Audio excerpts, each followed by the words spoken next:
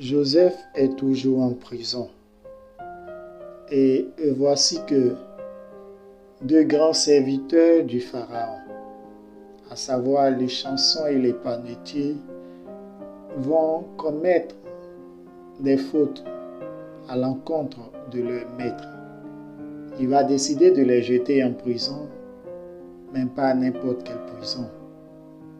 Dans la prison où se trouve Joseph, c'est-à-dire dans la forteresse. Et le sommelier, l'ex-patron de Joseph, Potiphar, c'est lui qui va préposer Joseph à leur service, puisque Joseph est un esclave. Même dans la prison, Joseph doit continuer de servir les hauts fonctionnaires du Pharaon qui ont été jetés en prison comme lui.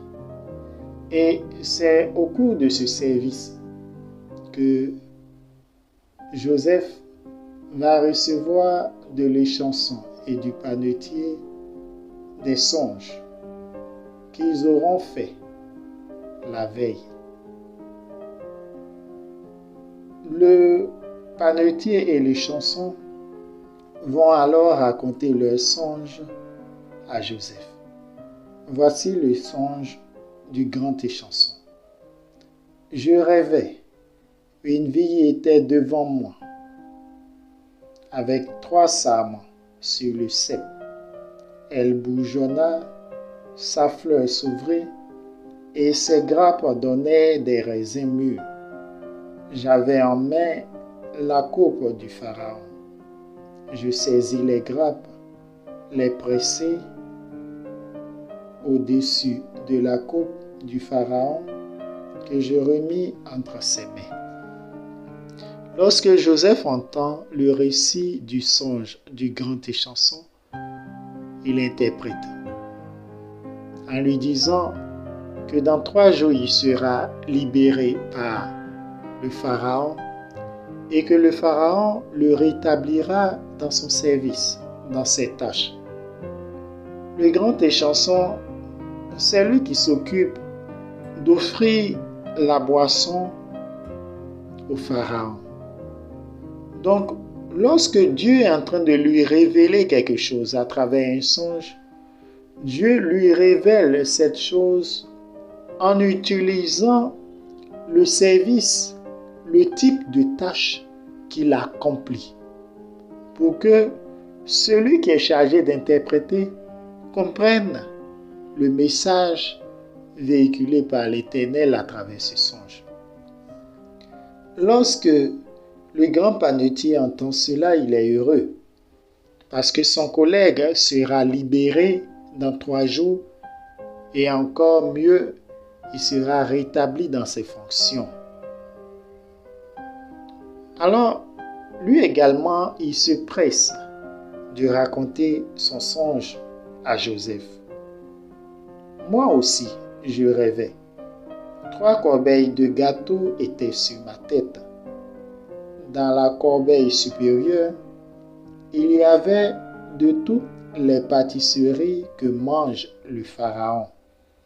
Et les oiseaux becquetaient dans la corbeille posée sur ma tête.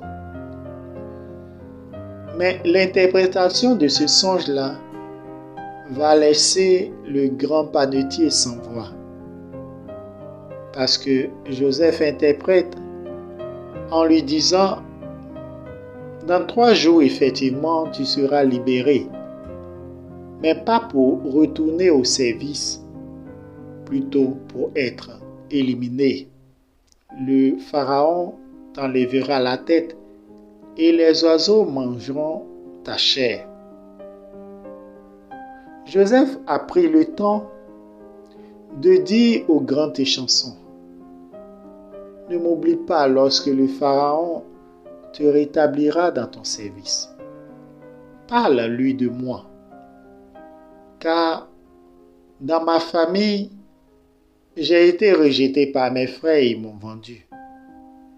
Ici encore en Égypte, sans que je n'ai commis aucune faute, me voici jeté en prison. Souviens-toi de moi lorsque mon interprétation te sera favorable. Effectivement, 3 jours après, c'est le moment de l'anniversaire du pharaon. Il fait libérer le grand échanson, il le rétablit dans ses fonctions.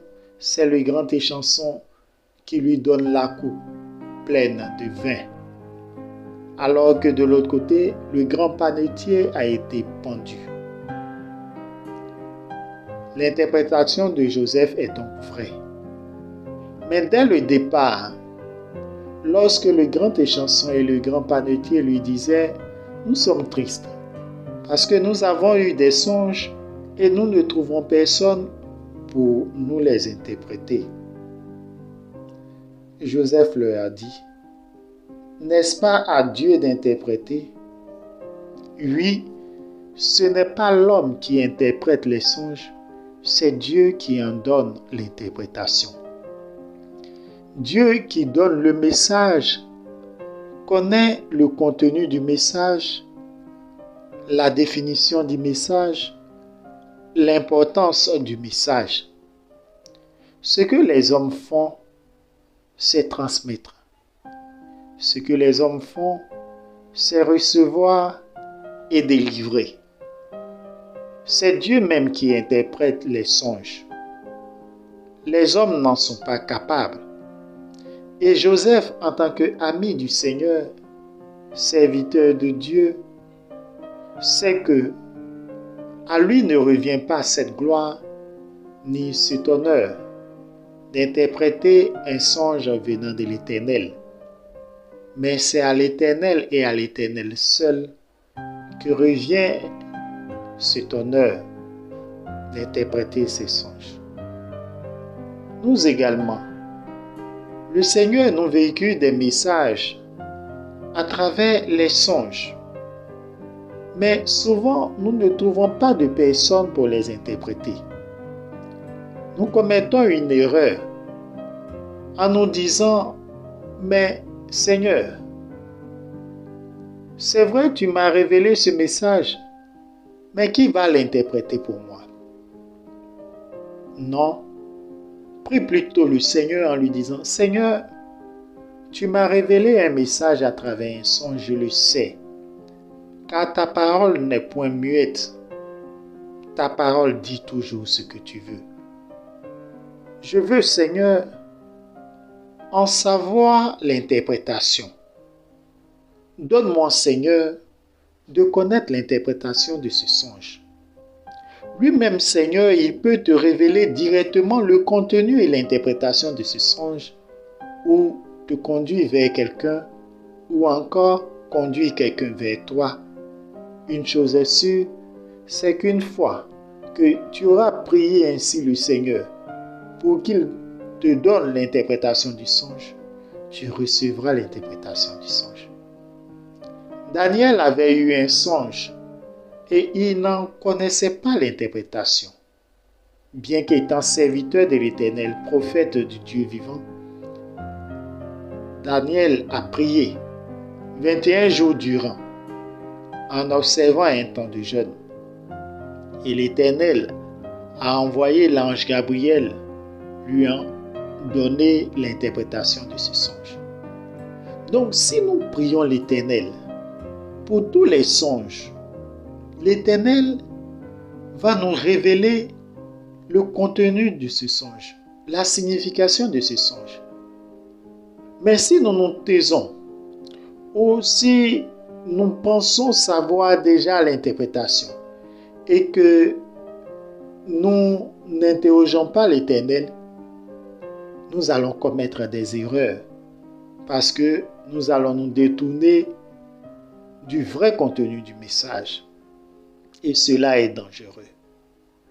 Alors que quand le Seigneur vient te donner un message, c'est pour une raison bien précise.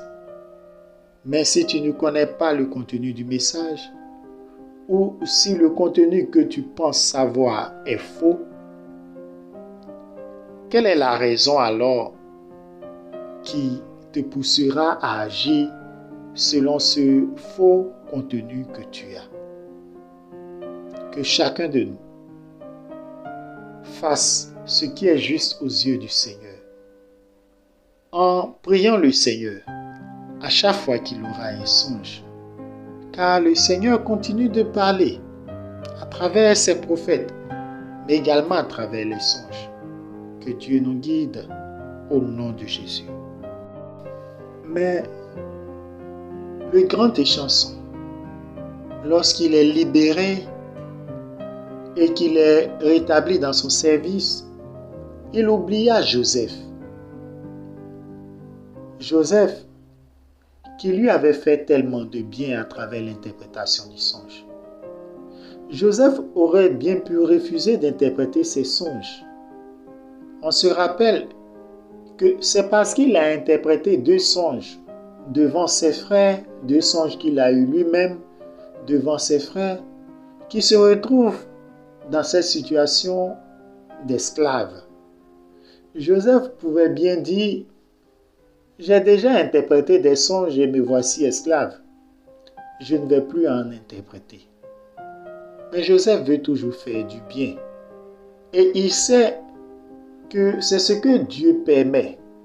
Oui, c'est l'Éternel qui permet que, bien qu'il ait eu interprété des songes et que cela lui ait créé des problèmes, il y a encore des gens qui aient des songes au lieu où il est et qu'ils viennent lui expliquer. Joseph fait donc la volonté du Seigneur. Nous également, cherchons toujours à faire la volonté du Seigneur, malgré toutes les persécutions, les ingratitudes, et que Dieu lui-même conduise nos pas au nom de Jésus.